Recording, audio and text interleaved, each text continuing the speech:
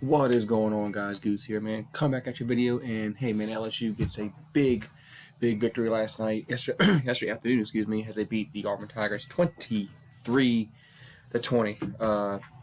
Unfortunately, I didn't see much of this game because we had a power outage, and I only caught the last fourth quarter.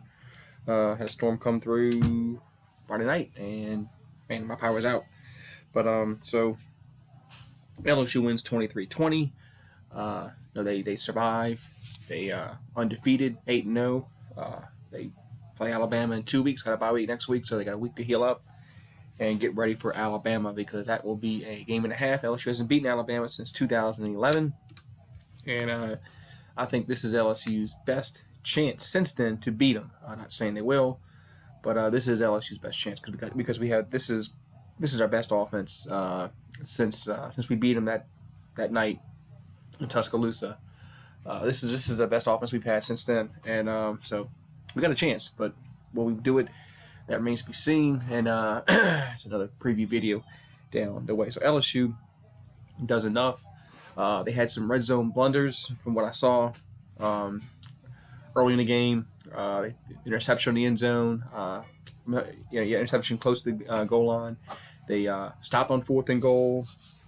So the red zone offense desperately needs some work. If you go back to the Mississippi State game, we had the ball down 3 times in the red zone early in the game. They got field goals every single time.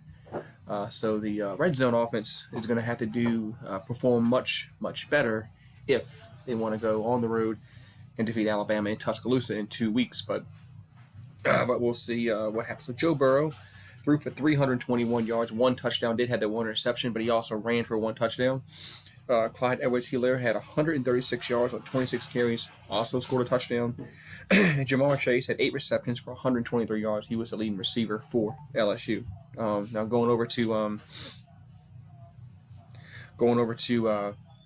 Auburn, Bo Nix had a tough day. 15 to 35 for 157 yards, 1 touchdown, 1 interception.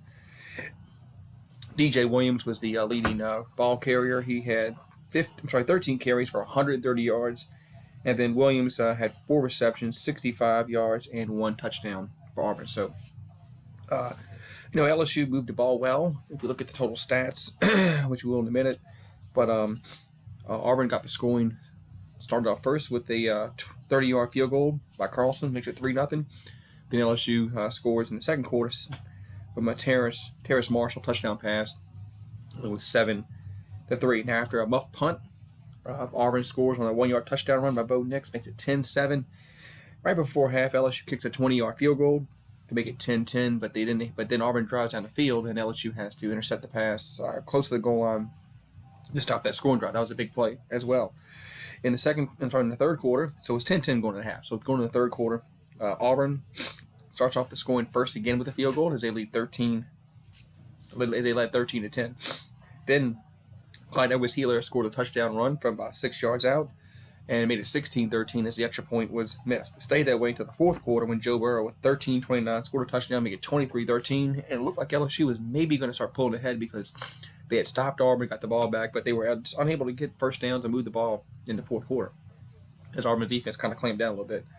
Auburn did score a touchdown with about 2 minutes to go, make it 23-20. LSU got the onside kick, and they were able to run the clock out and get the big 23-20 win. So 8-0, still atop of the SEC West, tied with Alabama. So it's going to be a tussle in Tuscaloosa in 2 weeks. Now going over the team stats, I mean, LSU had 508 yards of offense. Auburn only had 287. LSU had 321 yards passing. Auburn only 157. So you look at all that, man, you're like, man, this game shouldn't really been close, but it was. Sometimes the stats really don't tell the whole story. As penalties were huge. As Auburn had 15 penalties, LSU had 12. So that's 23 penalties called. That's too much. That's the referees calling too many penalties. LSU did have 2 turnovers. They lost a fumble and also thrown an interception. That was the muff punt and the Joe Burrow interception. And then Auburn also threw an interception as well. So that was late in the first half. So it just and you look at the rushing yards are pretty much even. 187 for LSU, 130 for Auburn. but LSU was able to they were able to do just enough, make enough stops on defense to win this football game. That's what it's all about: winning and losing. Doesn't matter if you win by 1 point, 2 points, 10 points, 100 points. Doesn't matter. No, I know a lot of LSU fans were upset that LSU didn't score 40 points, didn't score 50 points. I mean, you're not going to do that every game. You're not going to do that every game. It's impossible. It's not going to happen. Every team is going to have a one game year where they just don't hit on all cylinders. Look at Oklahoma. Yesterday on Saturday, they lost to Kansas State. Look at Clemson early in the year against North Carolina. They had a struggle. So every team is going to have a game where when they're playing a good team, when they just not going to hit on all cylinders, and the ball's not going to bounce your way every single time, and everything's not going to be 40 to 10, 50 to 10. It just doesn't happen that way. But because Auburn is a very, very good team. LSU Auburn is always a good game. Look at the series. Look at the last few games and see how close they've been. Go back and look because they haven't ever since 2016. It's been a very, very, especially since 2016 till yesterday. Games have been really, really close. So LSU gets a big victory. They win 23-20. So they got Alabama coming up in 2 weeks. Next week is a bye week for both teams. So both teams have a chance to get healthy. Will Tua get healthy? I say Tua's going to play.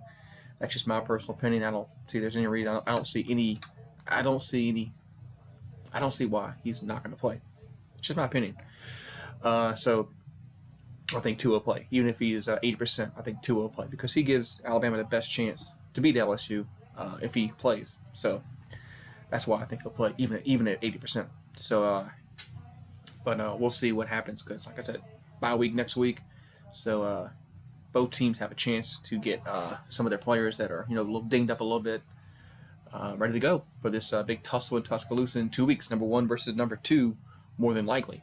All right, guys. So that's all I gotta say, man. If you haven't done so, make sure you subscribe to the channel, ring that notification bell, and give the video a thumbs up. Have a great one, and go Tigers.